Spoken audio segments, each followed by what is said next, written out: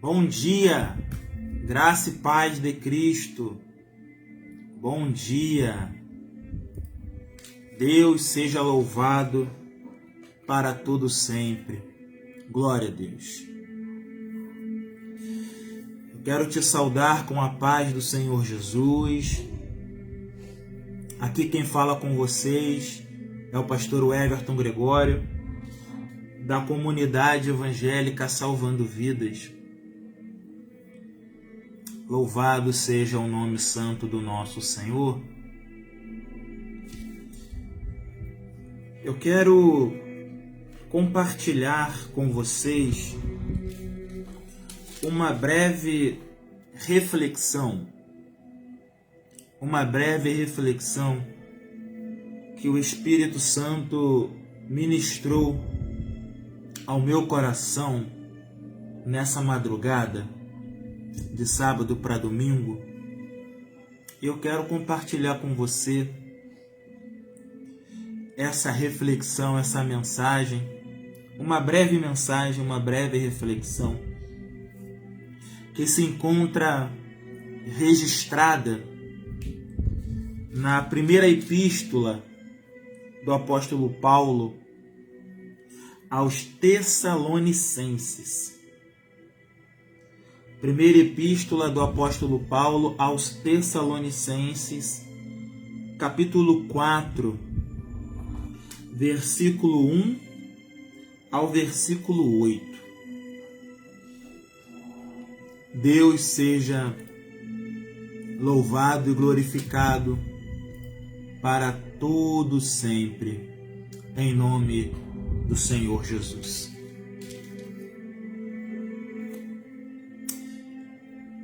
Glória a Deus. A primeira carta aos Tessalonicenses, ela foi escrita para os cristãos da igreja de Tessalônica. A igreja de Tessalônica ficava localizada na Grécia Antiga. E a primeira carta do apóstolo Paulo aos Tessalonicenses tem como objetivo principal instruir corretamente os cristãos a respeito da volta iminente do Senhor Jesus. Louvado seja Deus. A primeira carta aos Tessalonicenses, ela é atribuída ao apóstolo Paulo e teve como auxílio de Timóteo e Silas.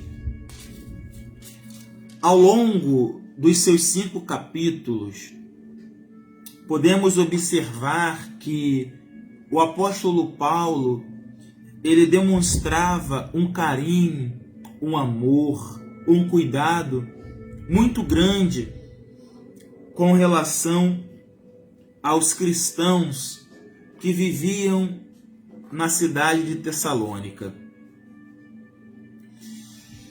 E devido a isso, o apóstolo Paulo, por diversas vezes, mostrou-se preocupação de ir visitá-los, de ir vê-los. Mas o apóstolo Paulo foi impedido por Satanás. E por causa disso não foi possível Paulo ele ir até a cidade de Tessalônica visitar aqueles irmãos. Entretanto, o apóstolo Paulo ele escreve essa carta e pede a Timóteo e Silas que levasse essa carta aos cristãos da cidade de Tessalônica. E nesta carta, Paulo ele lembra esses cristãos o modo de vida, de como eles deveriam viver. Pois aqueles cristãos da cidade de Tessalônica, eles estavam sendo afligidos, perturbados por falsos mestres, por falsos profetas. Então Paulo, preocupado com esses cristãos, ele escreve essa carta, orientando esses cristãos como eles deveriam viver suas vidas, de modo que a vida deles tivessem como objetivo agradar a Cristo. Além disso, o apóstolo Paulo também, através da carta, ele dá diversos conselhos, diversos ensinamentos a esses cristãos, pois muitos deles estavam com dificuldades e dúvidas a respeito da volta de Cristo Jesus. Porque havia surgido muitos falsos profetas, muitos falsos mestres naquela região de Tessalônica, afirmando que Jesus Cristo já tinha vindo, afirmando que Jesus já tinha retornado. E por causa disso, essa falsa doutrina, essa falsa doutrina, essa heresia que sorrateiramente esses falsos profetas introduziram naquela cidade de Tessalônica, causou um grande alvoroço, causou uma grande perturbação. E muitos cristãos daquela igreja, que haviam se convertido ao cristianismo, começaram a apostatar da fé, começaram a abandonar a Deus, a abandonar o cristianismo, a abandonar o reino de Deus, devido a essas falsas doutrinas, profecias que haviam afirmado que Jesus já tinha vindo. E esses falsos profetas afirmavam isso, dizendo para esses cristãos que a promessa da vinda de Cristo já havia sido cumprida. E por causa disso, muitos desses cristãos abandonaram a fé e voltaram a praticar as velhas obras. Voltaram a praticar os pecados do passado. Voltaram a praticar coisas que não agradava ao reino do nosso Deus.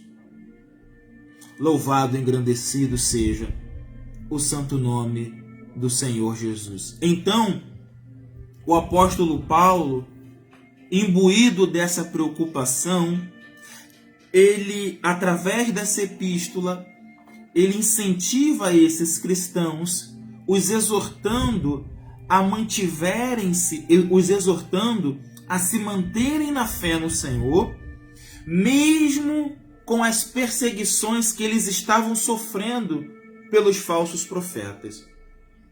Louvado e engrandecido seja o poderoso nome do Senhor Jesus. Então, o apóstolo Paulo, ao escrever esta carta, ele tem como objetivo principal esclarecer dúvidas que esses cristãos estavam tendo acerca da volta iminente do Senhor Jesus e também ensinar esses cristãos a praticar corretamente a vida cristã, a santidade, o amor a Deus e uma vida de devoção ao reino de Deus.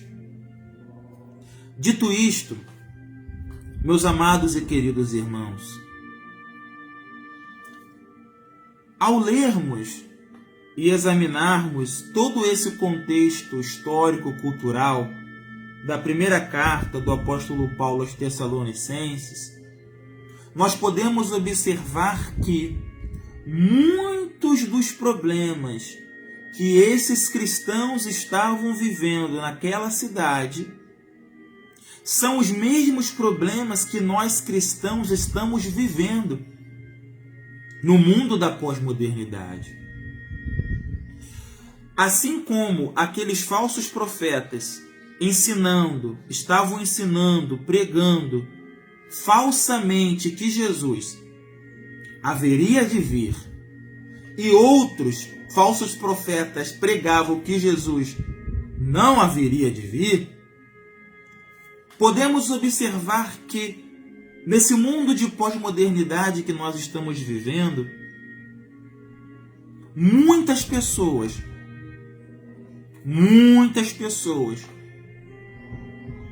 têm sido convencidas, têm sido seduzidas por essas pseudo-doutrinas que têm sido propagadas em nossos dias, afirmando que o Senhor Jesus, o nosso Salvador, não virá. Muitas pessoas têm afirmado, assim como aqueles falsos profetas de Tessalônica, muitas pessoas hoje têm afirmado isso verozmente, que Jesus Cristo não virá, que Jesus Cristo é uma falácia, que o cristianismo é uma mentira, que a volta de Jesus Cristo, que a iminente volta de Jesus Cristo é uma história criada por pessoas, que o Evangelho não é verdade, que essa bendita esperança é uma falácia. Ou seja, muitas coisas que os cristãos da igreja de Tessalônica estavam vivenciando, nós podemos ver nos nossos dias. E assim como o apóstolo Paulo, ele exortou esses cristãos, o Espírito Santo também, por graça e misericórdia, usa os meus lábios para exortar a você a não dar ouvidos, a não emprestar os seus ouvidos a essas falsas doutrinas, a esses falsos ensinos que têm se propagado galopantemente em nossos dias. E por causa disso, muitos cristãos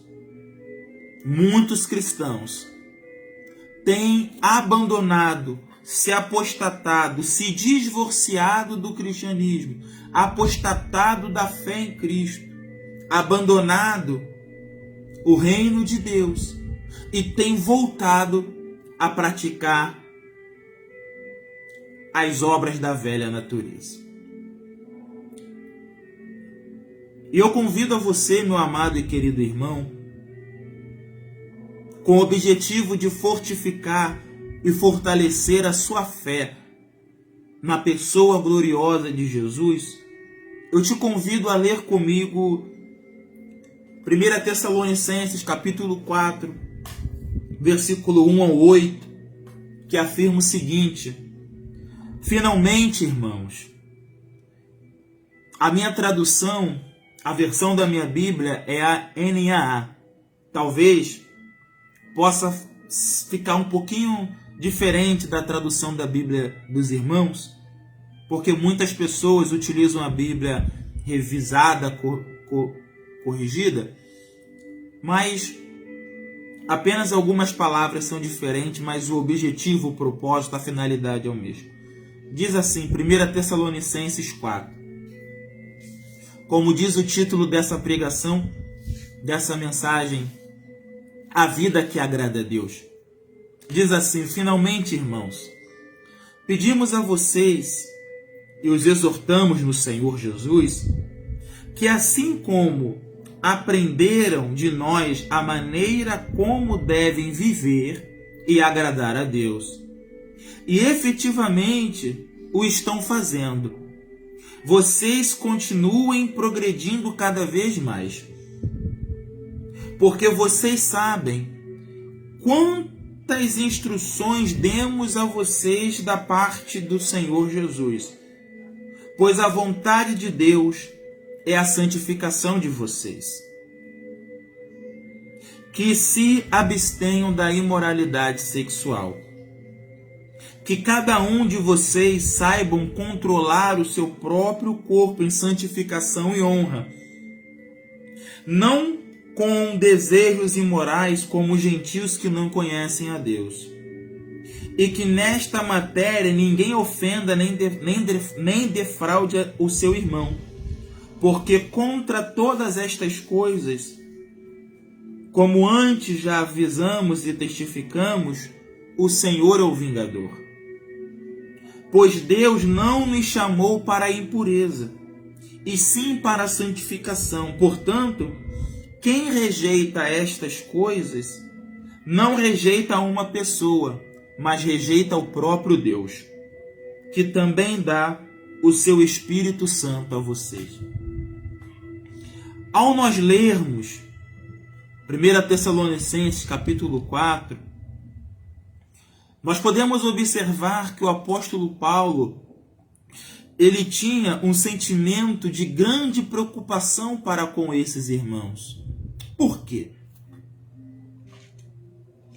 Os falsos profetas, ao proliferarem essas falsas heresias, negando a doutrina da volta iminente do Senhor Jesus, ao proferir essas falsas doutrinas, essas heresias, muitos desses cristãos que haviam se convertido ao cristianismo começaram a apostatar da fé.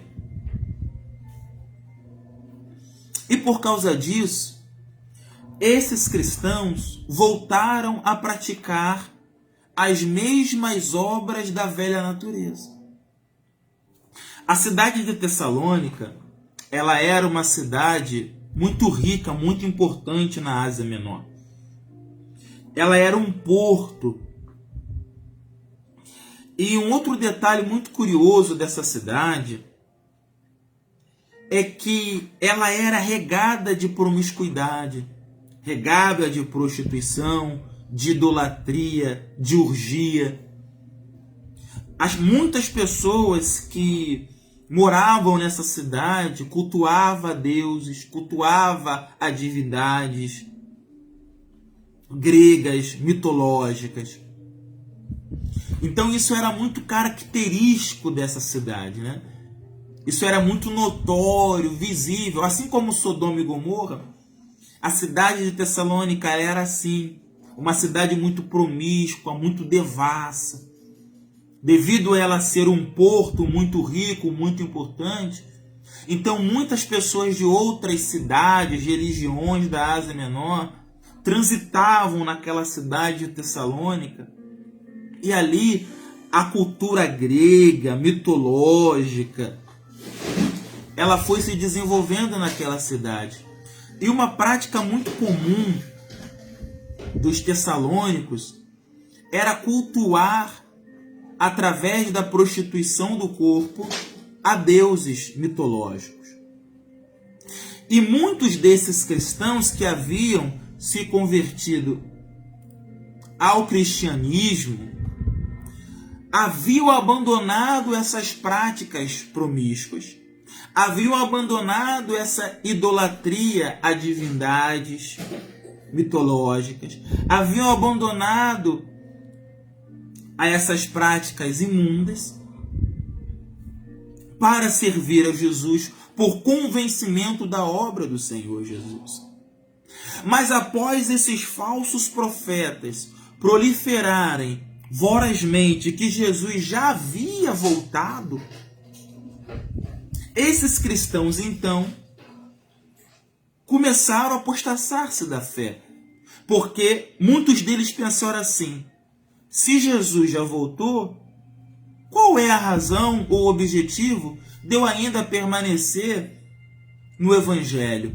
Se a mensagem do Evangelho é a doutrina da volta iminente do nosso Senhor e Salvador, Jesus Cristo de Nazaré.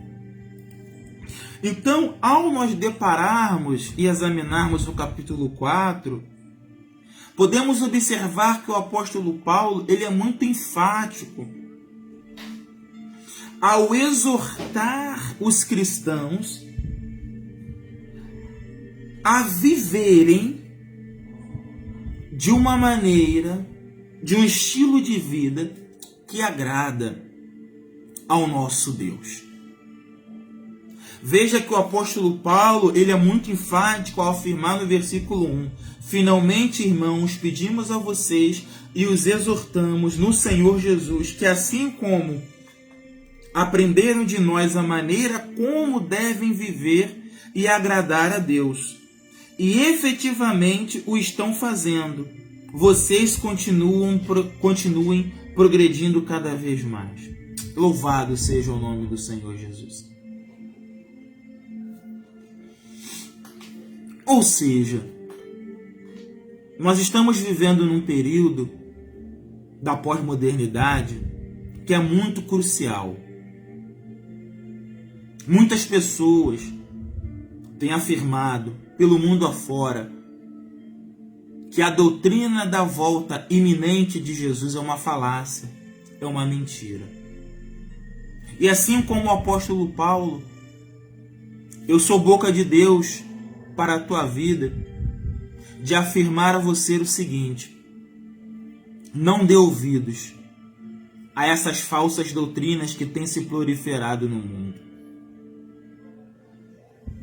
Porque assim como esses cristãos deram ouvido a essas falsas doutrinas e abandonaram o reino de Deus, muitos cristãos hoje, por dar ouvido a essas falsas doutrinas, a essas heresias de perdição, negando a doutrina iminente da volta de Cristo, têm abandonado, se apostatado do evangelho, do cristianismo, da graça de Jesus, e têm retornado às práticas do mundo, à promiscuidade, à orgia, à bagunça, à farra, à podridão do pecado.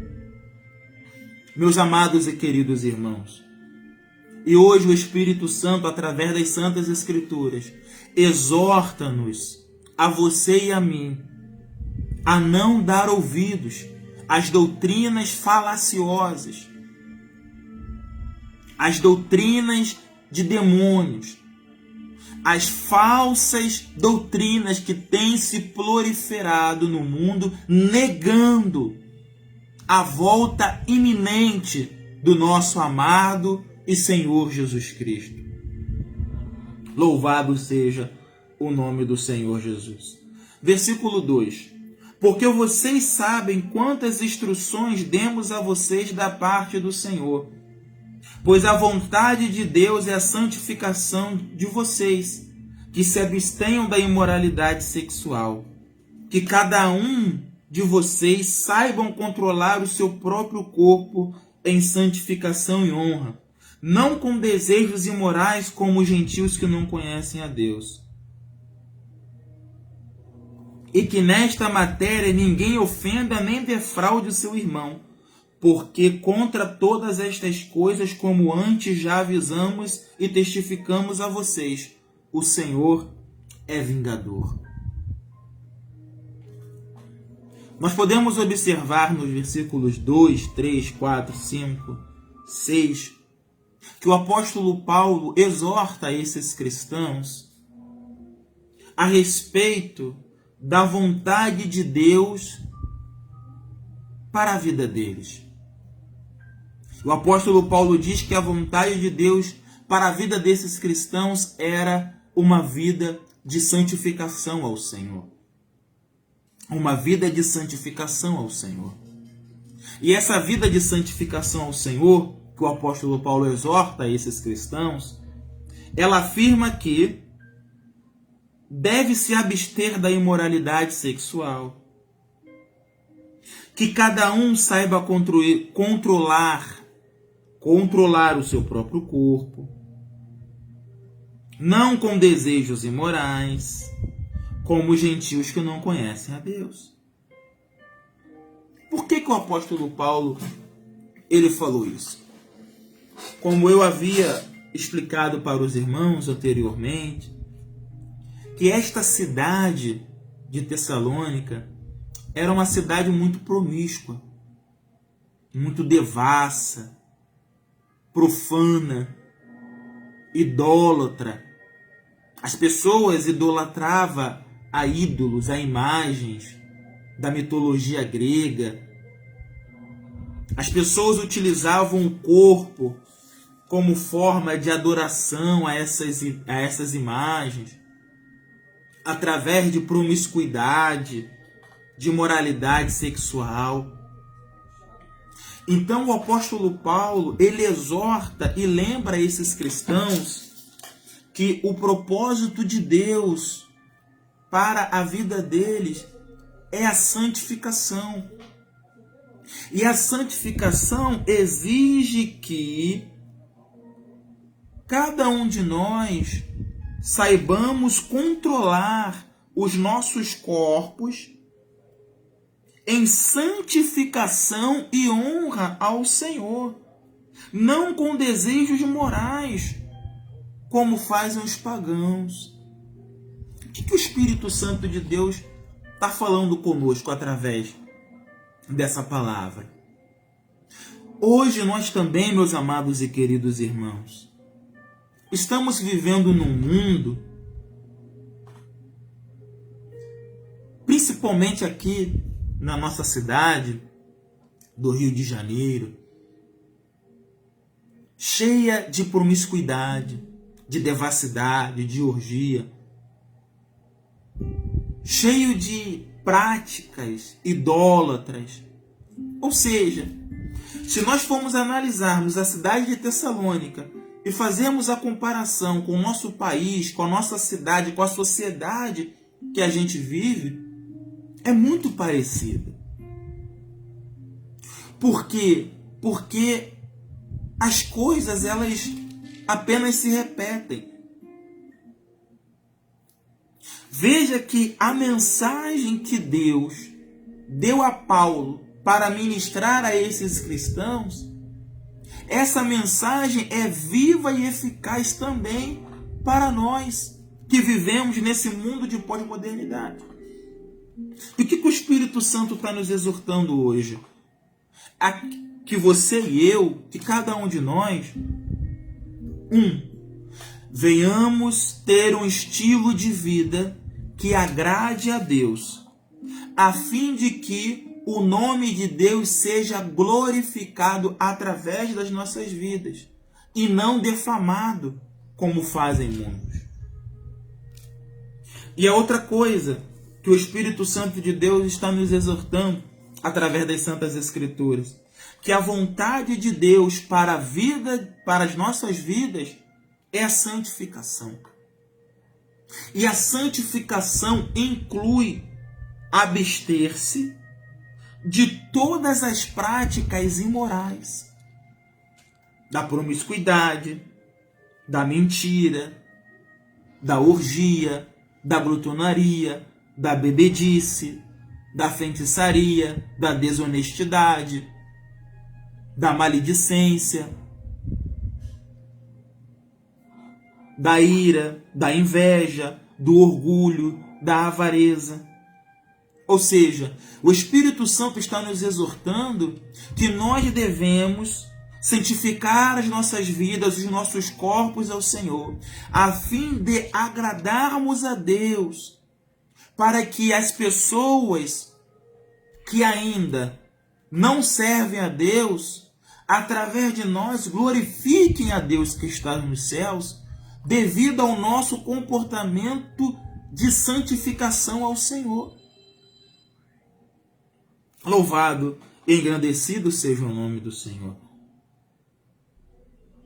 Então, meus amados e queridos irmãos, o Espírito Santo de Deus, ele está falando com a gente nessa manhã, que eu e você devemos santificar os nossos corpos ao Senhor, santificar as nossas vidas ao Senhor, a fim de que as nossas vidas sejam agradáveis a Deus. Dessa maneira, e somente dessa maneira, pessoas que ainda não são convertidas ao Senhor, irão se converter ao Senhor devido à nossa vida de santificação ao Senhor. Louvado e engrandecido seja o nome do Senhor. Versículo 7 diz: pois Deus não nos chamou para a impureza, e sim para a santificação. Portanto, Quem rejeita estas coisas não rejeita uma pessoa, mas rejeita a Deus, que também dá o seu Espírito Santo a vocês. Olha o que o apóstolo Paulo fala a esses cristãos da igreja de Tessalônica. Que Deus, o Pai de nosso Salvador e Senhor Jesus Cristo, através do sacrifício propiciatório, expiatório e redentor de Jesus, chamou todos nós para uma vida de santificação e não para a impureza. E quem rejeita a doutrina de santificação rejeita a Deus e ao Espírito Santo. Muitos falsos profetas hoje têm afirmado, muitos falsos profetas, falsos mestres, muitas pessoas hoje têm afirmado que a doutrina da santificação é uma falácia, que a doutrina da santificação é uma mentira, que uma vez salvo, salvo para sempre, que se uma pessoa ela é salva, ela não precisa ter uma vida de santificação, de abstenção de práticas pecaminosas. E isso é uma mentira. Essa mesma doutrina falsa, os falsos profetas estavam disseminando, proliferando essa na cidade de Tessalônica. E isso há quase 2000 anos atrás. Esses mesmos falsos profetas na cidade de Tessalônica estavam proferindo essas doutrinas mentirosas, falaciosas, afirmando que podemos servir a Deus e ao mesmo tempo vivermos praticando habitualmente, regularmente, habitualmente pecados, promiscuidade, lascívia, imoralidade, orgia, mentira, inveja. Que uma vez salvo, salvo para sempre. Isso é uma mentira. Isso é uma mentira. E o Espírito Santo de Deus está usando os meus lábios através da palavra para alertar você. Se alguém chegar a você e afirmar para você que a doutrina da santificação é uma mentira, tome cuidado. Tome cuidado. Tome cuidado. A salvação é gratuita, sim. A salvação é gratuita por causa da obra de Cristo. Agora, a santificação não. A doutrina da santificação exige que você e eu tenhamos uma vida que agrade a Deus. Corpo, alma e espírito. Sim, corpo, alma e espírito. A doutrina da santificação, ela engloba o corpo, a alma e o espírito. E como o apóstolo Paulo disse aos Tessalonicenses, Deus, pois essa é a vontade de Deus para a vida de vocês, a vossa santificação. Essa é a vida que agrada a Deus. Essa é a vida que Deus planejou para mim e para você através da obra propiciatória de Cristo. A obra propiciatória de Cristo tem como principal objetivo: 1. A salvação, e 2. Para que voltemos a viver uma vida de santificação a Deus. É possível? Sim, é possível. Temos muitos exemplos disso. Daniel, José e muitos outros homens de Deus que viveram em lugares, em países promíscuos, profanos e morais, mas mantiveram suas vidas em santificação ao Senhor. Meu amado e querido irmão, vale a pena você conservar a sua vida em santificação a Deus. Talvez muitas pessoas possam afirmar a você que não vale a pena. Talvez muitas pessoas cheguem a afirmar a você: por que você santifica a tua vida ao Senhor? Não precisa. Não vale a pena. Se você confessar Jesus, você já é salvo. Se você ir para a igreja, você já tem a salvação garantida. Isso é mentira. Isso é uma falácia.